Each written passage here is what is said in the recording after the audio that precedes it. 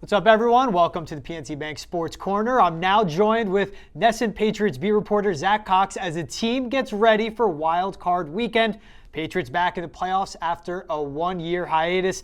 Now for the Pats, the strength has been their defense all season long, Zach, but two members of their secondary could be missing this Saturday against the Bills. Kyle Duggar, not at practice today, was dealing with a hand injury last week. Jalen Mills on the COVID list. How do those two absences potentially for this Saturday affect the team's defensive approach against Josh Allen and the Bills? Yeah, two very significant absences if both of those guys aren't able to return in time for Saturday. Duggar missed all of last week of practice with that hand injury, didn't play against the Dolphins on Sunday. Still unclear what his status might potentially be for this weekend. The Patriots do have a condensed time frame this week with the Saturday night game, so that definitely makes things difficult.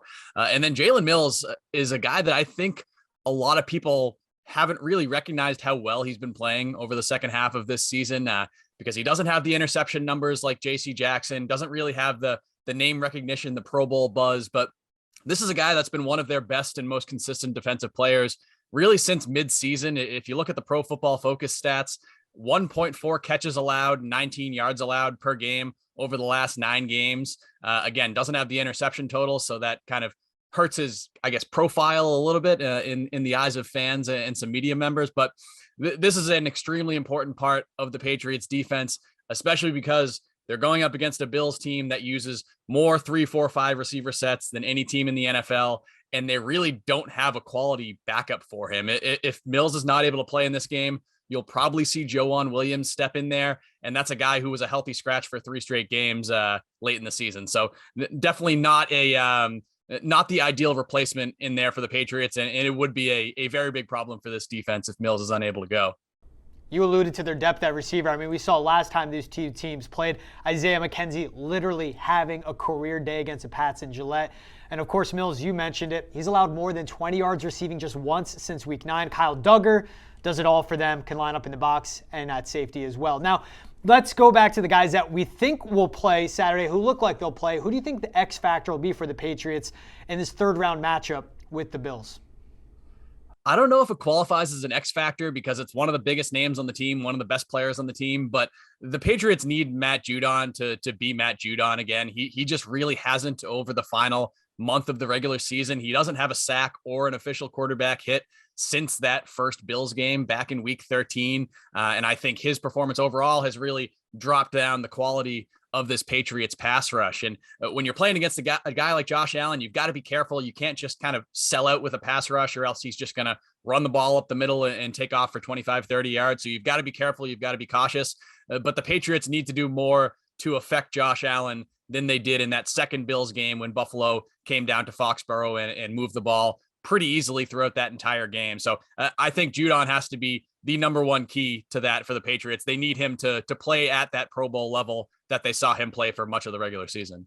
I mean, you mentioned it, Matt Judon, their best pass rusher. Do you see the Pats going with the strategy again, like we saw in the second meeting where they wanted to contain Josh Allen more than pass rush him?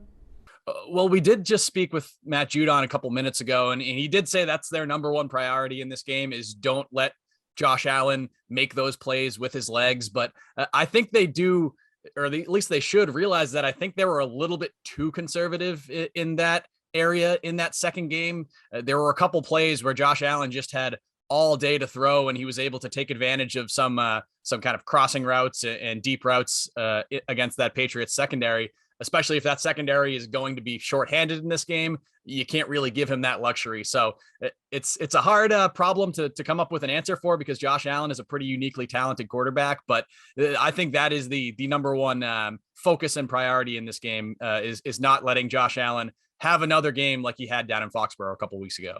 Matt Judon could be telling us one thing over Zoom. He could be saying another thing and being told another thing in those meeting rooms for sure. And for Josh Allen, moves like a gazelle, built like a Mack truck. Now, the weather is going to be the story again. I mean, last time they played, or we go back to Monday night, I mean, there was a hurricane in Western New York, and Gillette was a little more normal. This time, we're looking at a high of 8 degrees on Saturday in Buffalo, a low of -1. Do you see this weather playing into the game and affecting it for either team, Zach?